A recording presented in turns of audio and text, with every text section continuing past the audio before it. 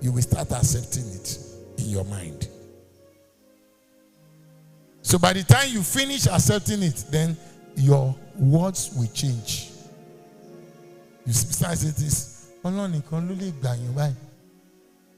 Àìsàn jẹjẹrẹ yẹn wọ́n ló pọ̀ kárí ayé. Anybody náà tiẹ̀ ló ń mú báyìí. Àfààní Ọlọ́run nìkan àtọmọdé àtàgbà. Tó bá tiẹ̀ ní màá ṣe. Did you see? You were not like that before. That's why when they mention it in church that pray, oh wow, your prayer is actually out of fear, not faith. And the devil is noticing that. The same thing, premature death. You scroll on your phone, obituary, age 39, and next month is your 39th birthday. See, source of death. What is your interest in? The source of the death of that person. It's not your relation. Source of death. Sudden death. After a brief illness, it just collapsed. But if you're speaking in tongues, hey, ori ya mi o. Long ma shanu mi ba you. You see yourself, you are activating yourself for a possibility. What you should see is, pity this guy died young. Had he been like me now, I would have given the secret of long life. It will never cross your mind. You have defeated Satan. I don't watch or look at obituary until I look at the age. When it's 105, I study it very well. You understand? Because I want to activate that possibility. If it's anything less than that, I do. And when people die, and you understand, if I'm invited, I will check this thing. If it's old, I will attend that burial. But young people, no. I'm not called to be burying people. Some pastors, that's their calling. You understand? And I thank God for their life. Let them continue. You understand what I'm saying? Somebody was saying that, see, there's one church that they have something that they used to use to carry that baby. Let it as you are. What are you keeping what they used to carry dead body for in your church? Are you expecting somebody to die?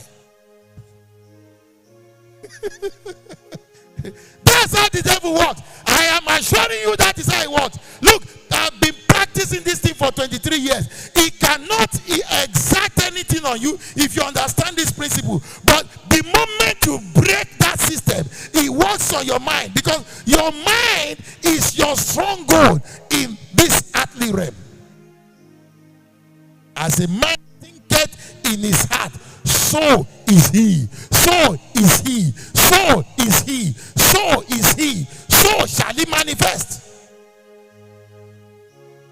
So the devil, understanding that, he now built a technology of altar in your soul. Did you know that some people's soul realm is so loaded with doubt that no matter how anointed you are, there's nothing you preach to them that they will accept. They will still doubt it, like doubting Thomas.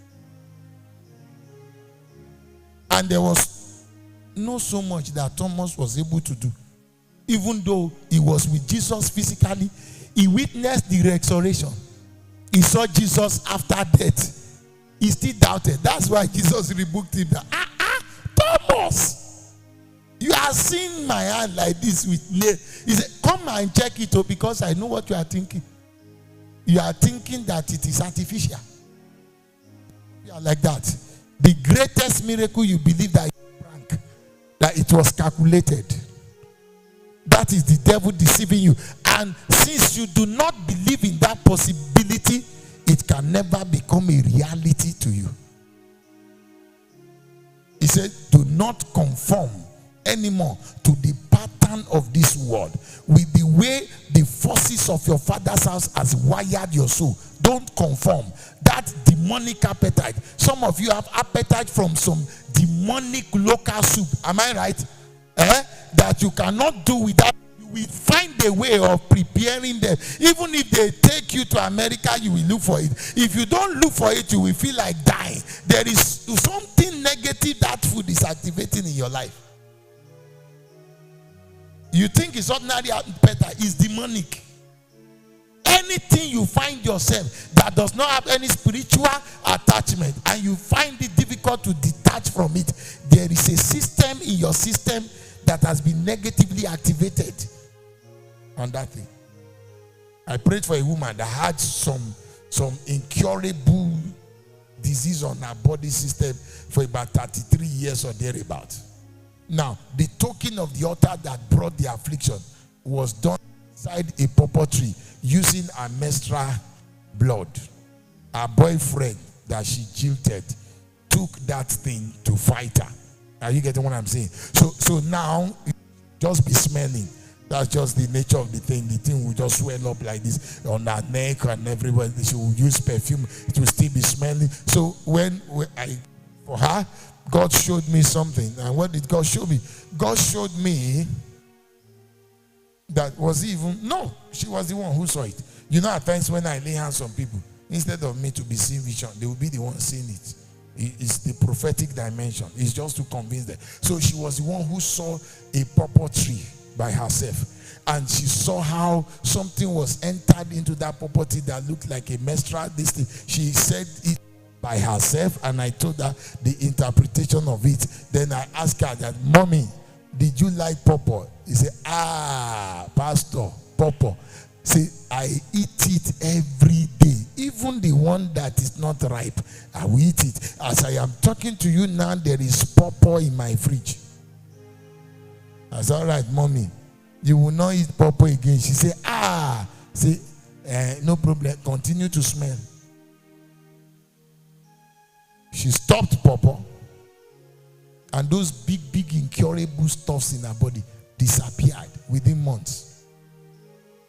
Do you know what shocked me? The son too had it. As it was disappearing in the body of the mother, it was disappearing in the body of the child. The 23 chromosomes that he inherited from his own mother, that is what he got from it. Are you getting understanding? So there is altar of the soul that controls the dominance of your destiny. The reason why some possibilities cannot be activated, even though you know the scriptures, is because you have to deactivate an altar that is speaking, that is contradicting the institution of the word of God. It's not that it's more potent than the word of God, but it has been there before the word of God came. So the first thing the word of God will do is to get it uprooted and establish its own possibilities. That is what we call the ministry of deliverance. And that's the prayer you are going to pray. You've slept with 8 men, 8 women before you got born again. Your soul sexually has been instituted in 8 systems, because a human being on themselves is an altar. That's why even after marriage, you are having sex with your husband, you are still thinking it's your boyfriend, whose name is Kunle, that you are sleeping with, and the name of your husband is Donald. So during sex, you are calling Kunle instead of your husband. Then your husband is asking, "Who is Kunle?" You keep quiet. And that is why you see, have you seen ladies? The person who is virgin them or a man, they don't forget them. Do you notice that?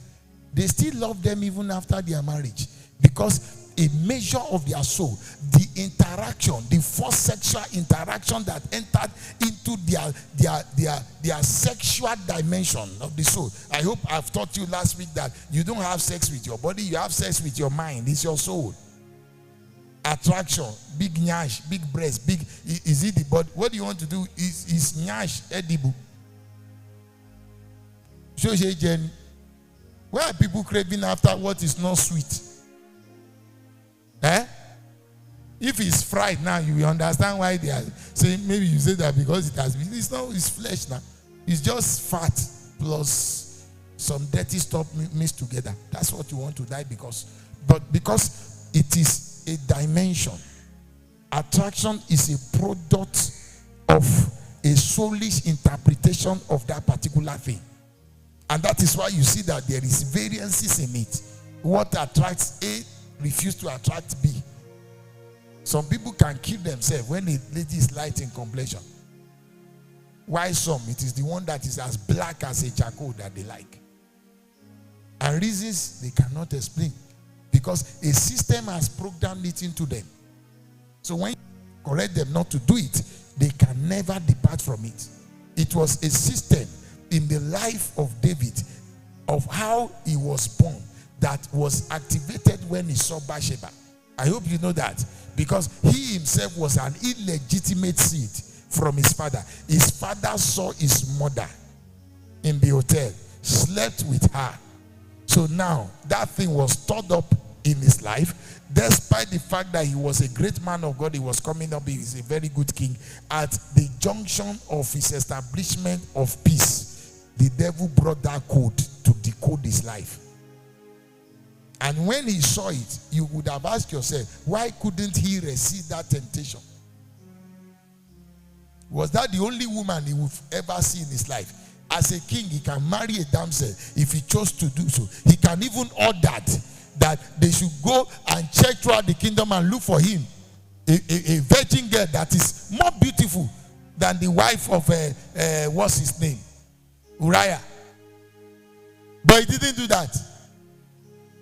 They came back to tell him that this woman you saw is Uriah's wife. They bring her here. And look at the calculation. He slept with her during our ovulation. It is not ordinary. And as a result of that, David, a man after God's heart, committed murder. A man that has zero tolerance for injustice. They are telling some of you to pray now. You are quoting Bible as if you were the one that wrote it. You think what is happening to you is ordinary. Then some of you have agreed that some of these things you are experiencing is your cross. What is cross there? It's not a cross. Because it's not intentional. You don't like it. It's just that you don't know how to get it off your heart. And that's why you are beginning to accept it as a cross. David activated it. And immediately he activated that sexual perversion. Do you know what happened? It entered back into his line.